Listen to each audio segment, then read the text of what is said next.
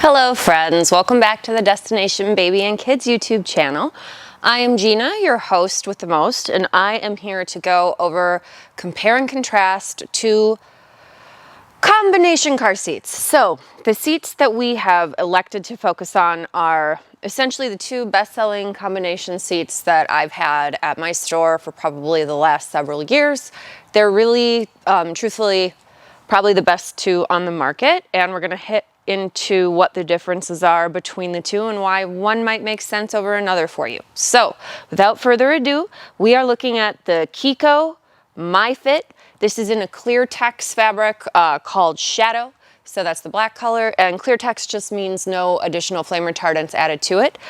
This one's going to retail around $239. This guy over here is the Britax Grow With You ClickTight. This generally is around $100 more, a $329 type price point. This specific one is a safe wash and got the little leatherette fancy accents, so it's going to be more expensive. This particular one I think is like $389, $379, something like that. So around typically $100 difference between the two models. And so what would you be getting with one versus the other? Let's dive in. So if you look at the Britax, you'll notice it's going to be a wider seat for the child. So the overall seat itself is wider. It's clocking in at around 19 inches. This guy here, the MyFit from Chicco, this one is going to be 17 and a half to 17 and 3/4 inches wide. And the interior seat space here is pretty narrow. You're looking at about 10 and 1/4 inches for interior hip room. On this guy, you have 12 inches from side to side, and it does get a little bit wider as we come up through the body around 12 and a half inches. Here you're looking at around 10 and a half to 11, 12 once you get up toward the top. And I should have started this by saying a combination seat. What is it? It's a car seat that is only forward facing, and it will work with a child in a 5-point harness, which is this style of harness, and then also become a belt positioning booster seat. So it's going to be a high back booster in both cases. So the backrest will not come off either of these. I happen to think that's a good thing on a booster seat. 9 times out of 10, if a parent purchases a backless booster, they come back to buy a high back one because they want something that holds their child's head and body upright if they do happen to fall asleep in the vehicle. Gives them more support.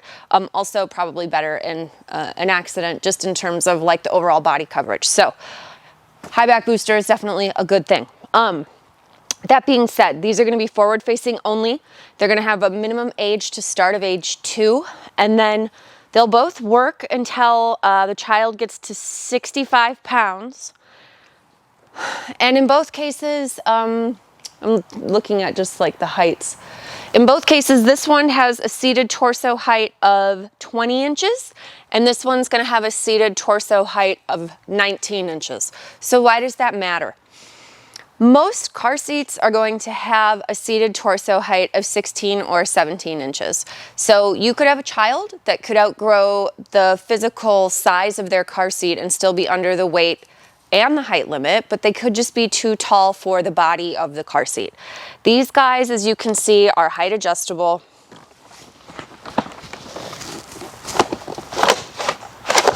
So we have all sorts of different heights that we can stop at. And then this guy here, as you can see, height adjustable as well. So multiple positions we can stop on both of them. They're both going to have cup holders, which is great. And you know, interestingly, the Chicco will have ones that are removable. So this, again, getting back to the narrow versus the wide, why would it matter?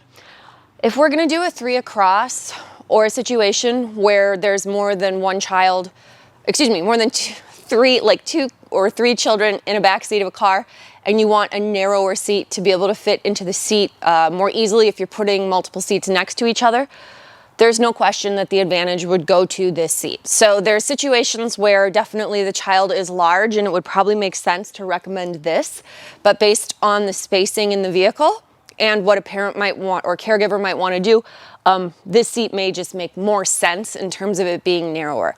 Now, that being said, if narrowness is not something you have to consider, This one will actually, in my opinion, accommodate a larger body for a longer period of time.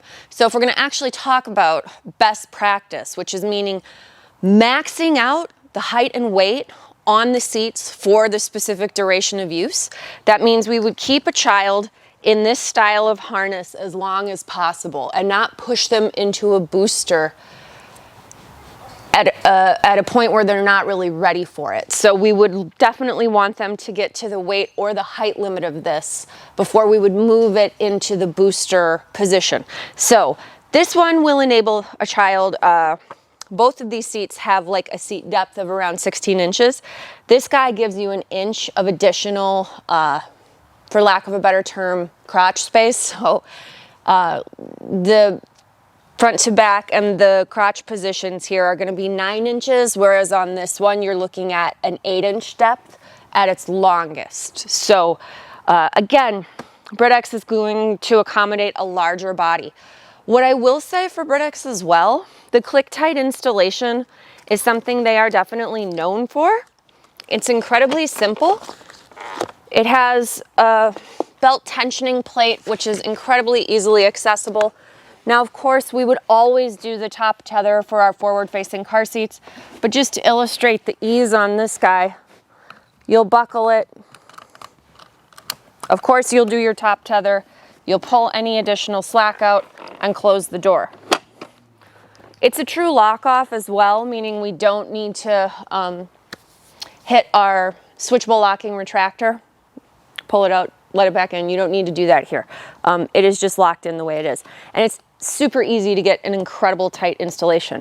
Now, MyFit also has very, very excellent, easy installation.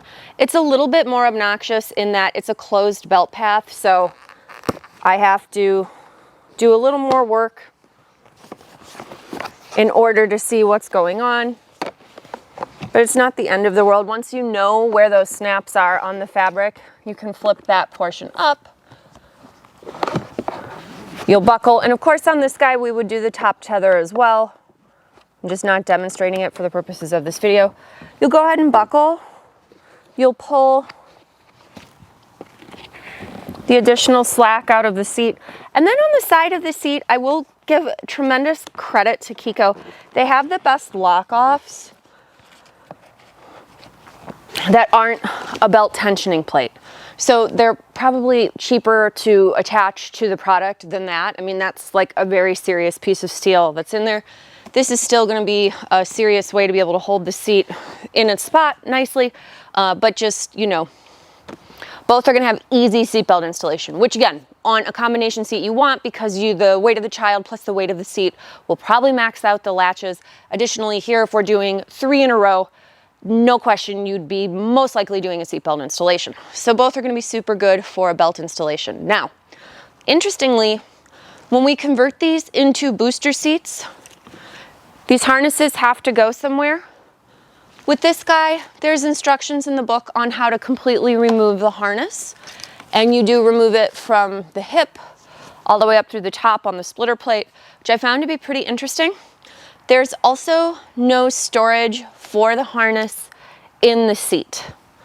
On this guy, it's kind of cool. When you open up that flap that I was showing you earlier, and if we were to undo this seat belt, which I'm going to do right now, in here there's a piece that reads harness storage. They want you to take this harness webbing, put it on the other side of the fabric, remove these, scoot this down, and tuck it into a spot where it's meant to go. And they do have storage for this strap as well down here in the seat. So it's nice here that we might never lose those pieces. I am totally notorious for misplacing things. I misplaced 2 chargers today. So the fact that I would have to be responsible to store these and this without a way to store it in the car seat might be something to consider about one versus the other. That being said, you know, I do really like both seats. I will give one more advantage to this guy in terms of the recline. So there is a squeezing and adjustable 4-position recline on this seat. There's a level indicator on the side, so you will have to be aware of that. And again, if it's installed super tightly and your tether is tight, it's not going to recline. You set the recline before you install the seat, but it's definitely a really easy recline mechanism. This is a more expensive seat, and the recline on this guy hasn't changed for a very long time, which again is totally fine, but just so that people can see, it's sort of a one position recline situation down here. Gosh, if I can even get it. There we go. So that's your most reclined. Here, that's your most reclined. And it's just sort of the mechanism here is much easier to engage to get it to do that. This one also only boosters from 40 to 100 pounds. This one boosters from 40 to 120. This one also cuts out at a lower standing height. So the standing height here is going to be 57 inches. Your standing height here will be 63 inches. So again, taller, bigger children, I would push someone probably towards this brand, Britax, and this seat, the Grow With You. If you are in a narrow situation, you would prefer to spend less money, you've got a smaller kid, the Chicco MyFit is definitely an excellent choice. So yeah, that's sort of the differences between these two. But if you have questions as a viewer, please feel free to leave them in the comment box below. Also, please feel free to like or subscribe to the videos. We love to have you come back and visit us again. And if there's any other questions we can answer, please feel free to let us know. We look forward to seeing you in our next video.